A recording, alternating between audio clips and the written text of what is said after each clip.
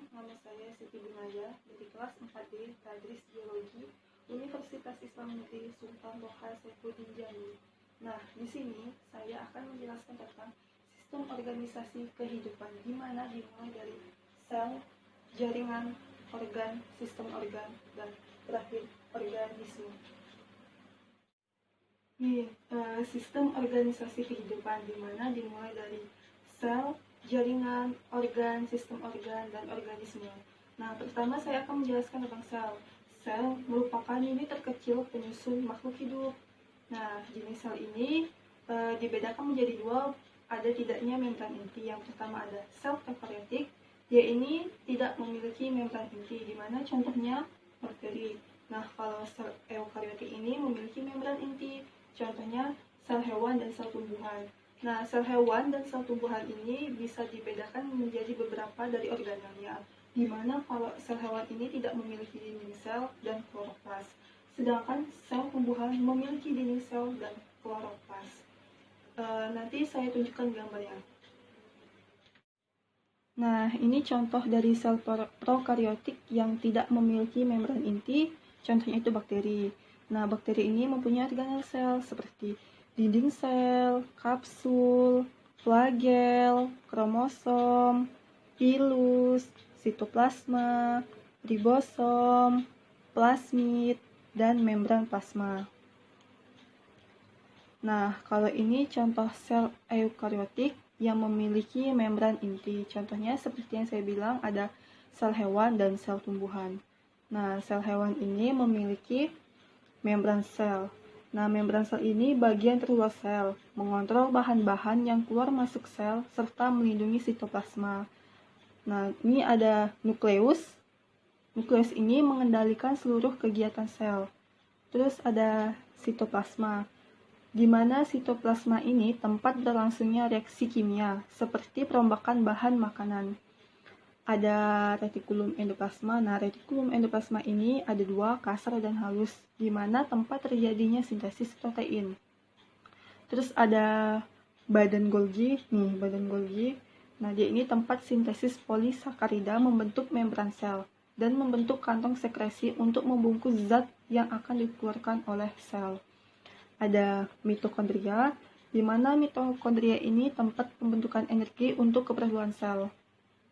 Dan yang terakhir ada lisosom. Nih, lisosom. Ini menghasilkan enzim-enzim hidrolitik untuk mencerna makanan yang masuk ke dalam sel. Nah, ini sel tumbuhan. Sel tumbuhan ini organel selnya ada ya beberapa seperti sel hewan, di mana yang membedakannya itu hanya di dinding sel. Nah, dinding sel ini berfungsi untuk melindungi dan mempertahankan bentuk sel. Terus ada kloroplas, di mana kloroplas ini tempat berlangsungnya fotosintesis. Nah, di sini ada penyusun utama sel. Penyusun utama sel ada membran sel. Membran sel ini membatasi isi dengan sekitarnya. Membran sel bersifat semi-permeabel. Dan membran sel terdapat dua lapisan. Yang pertama ada lapisan fosfolipid dan protein. Yang kedua ada nukleus. Nah, nukleus ini terdapat nukleolus dan cairan inti, di mana berfungsi untuk tempat pembentukan kromosom, dan terdapat banyak protein serta butiran kromatid. Terus ada sitoplasma. Nah, sitoplasma ini bahan penyusun utamanya 90% air, di mana di dalam sitoplasma terdapat organel sel seperti mitokondria, plastida, vakuola, ribosom, retikulum endoplasma kasar maupun halus, badan Golgi, dan lisosom. Nah, selanjutnya kita masuk ke jaringan. Jaringan merupakan kumpulan dari sel yang mempunyai bentuk dan fungsi yang sama. Jaringan terbagi menjadi dua. Jaringan hewan ada 4. Yang pertama ada jaringan epitel.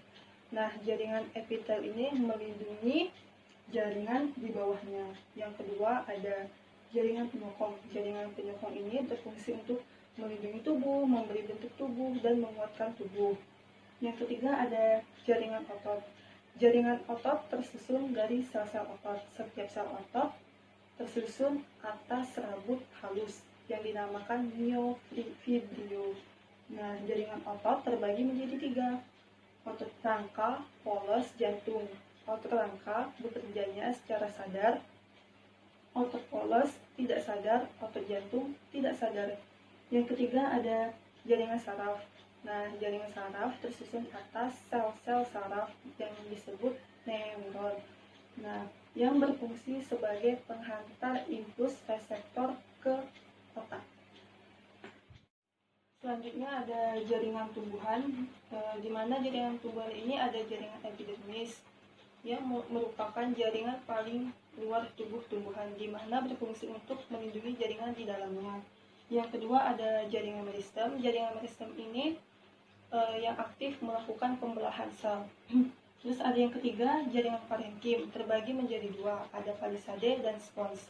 Di mana bedanya kalau palisade, ruang antar selnya itu tersusun rapat dan memiliki banyak kloroplas, sedangkan spons mempunyai juga kloroplas tetapi tidak sebanyak palisade dan ruang antar selnya itu tidak tersusun rapat.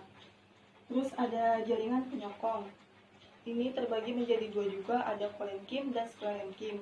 Di mana bedanya kalau kolenkim penebalan dindingnya oleh sel selulosa dan pektin. Kalau sklerenkim penebalan dindingnya oleh lignin. Terus ada jaringan pengangkut, ada 2 juga, di mana ada floem dan xilem. Bedanya kalau floem dinding selnya tebal, terbuat dari selulosa. Kalau xilem dinding selnya tipis, terbuat dari lignin. Selanjutnya organ, di mana tadi udah sel, jaringan, sekarang organ. Organ merupakan sekumpulan jaringan yang memiliki fungsi dan struktur yang sama. Organ dibedakan menjadi 2, ada organ hewan dan organ tumbuhan. Nah, kalau ini gambar organ hewan dan manusia, di mana ada mata, telinga, jantung, lambung, hati, paru-paru, ginjal, usus, dan lain-lainnya. Terus tuh ada organ tumbuhan, di mana ada akar, batang, buah, bunga, dan daun.